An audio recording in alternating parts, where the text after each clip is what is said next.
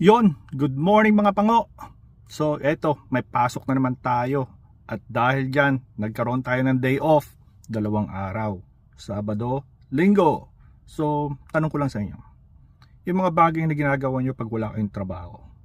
Sa akin naman, eto lang. Tamang higa sa couch, kain-kain, you know.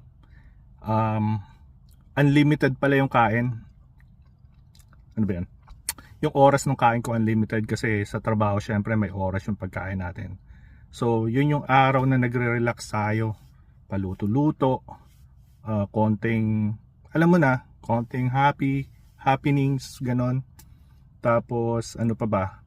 Yung mga shopping di ko na ginagawa kasi ang dami kong mga gamit na hindi na nagagamit eh.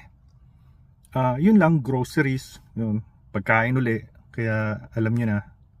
Yan o. Yan. But anyway guys, yun lang. Mga bagay na ginagawa nyo pag wala kayong trabaho. Alright mga pango.